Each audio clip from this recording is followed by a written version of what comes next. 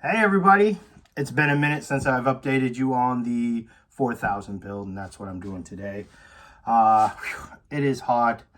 I tried to clean my phone up, but the lights are making everything foggy. I think that's just the humidity that you see in Vermont right now. It's pretty wild. It's warm, I'm sweating, I'm in the shop. Forgive the mess behind me. I'm in the middle of rearranging, and it's just takes a while. But here we are. We are going to be taking an adventure up Camel's Hump here in Vermont very soon. I don't really want to give the date out because I don't need 100 people showing up and overrunning the trails and making people mad. So there's a few of us going, and we're going to go and get to the top of Camel's Hump and see how everything goes. But I wanted to update you on the truck and a couple of the other things that I'll be using. So the 4000 build is my C2X. RC four-wheel drive donated the truck just for this venture, the 4 mountains of 4,000 feet in elevation. That's what we're going to do this summer, and the first one is now. Not now, obviously, because I'm in the shop, but coming up. We did up the body, little scale stuff inside. You know, always got to be ready. It has lights, interior red lights. It's kind of key. Did some things. The side lights here out the side. Why? Because I'm bored, and it looks cool when it's all lit up.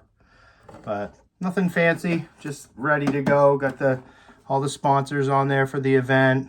Castle, RCEC, Shifts RC, and RC four-wheel drive, and RCEC, which is me and my crew. But I'll show you what I did. This is where all the meat and the potatoes are, so to speak.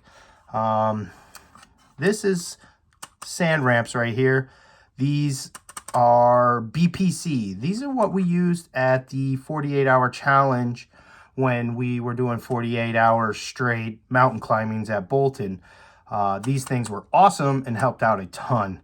I ordered up a Shifts LSX servo winch. I also got the XB in the front for steering duties, which do awesome. I've got a Castle Slate. Yeah, it's a little muddy because I was at Farm Fest breaking it in.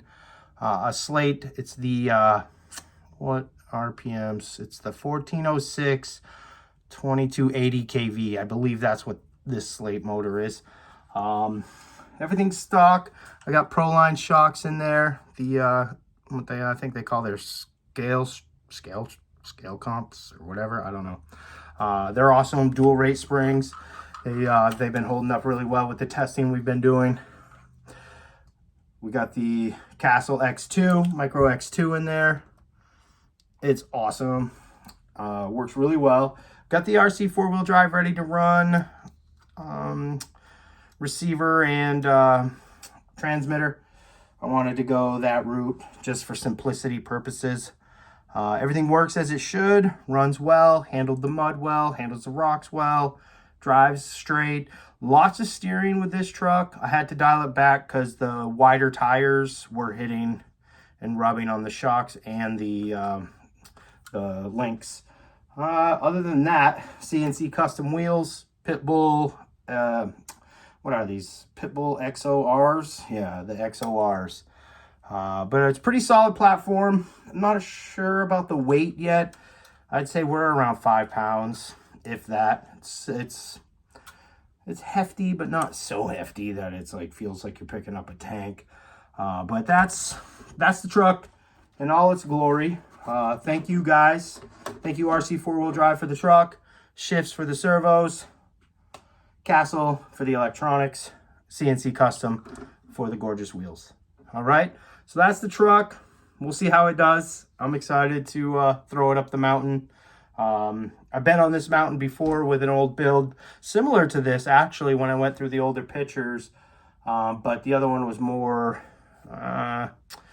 for shorter jaunts and didn't do really well on the hill climbs. But once we hit the rocks, it shined. I had over and under. These are all straight, ready to run axles.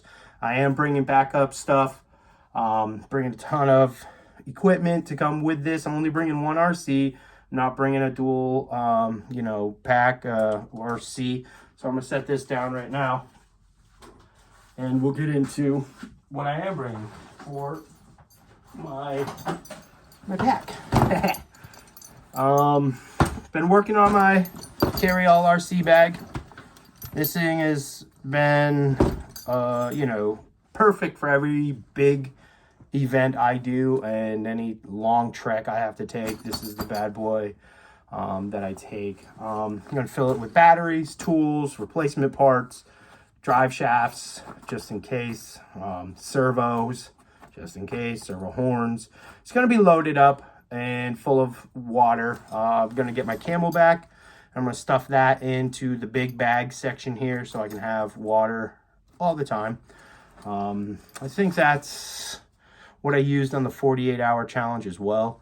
But what I really like, all the things that Carry-All puts into this, I use. You know, I've got some fancy little things here, but got tons of clips for emergency holding on things if something breaks, if the truck breaks. This is for the remote. I just put a zip.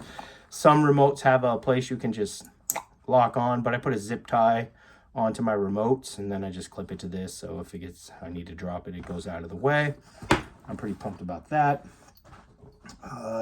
Yeah, that's it. I mean, it's a bag. It carries stuff. It's very durable. I've had it for a couple of years now, and I'm excited to put it on for the 4,000 event coming up.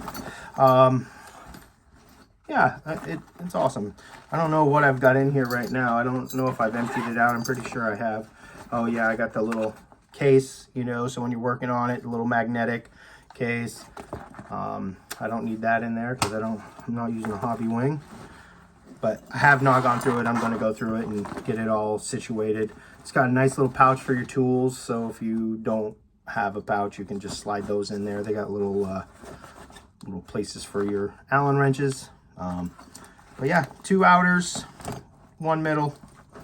She big. Let's open it up and see what's in there. No, I'm just kidding. Got the safety first aid kit, band-aids and stuff. Yeah, that's all I got because, like I said, I haven't gone on a big trip in a minute.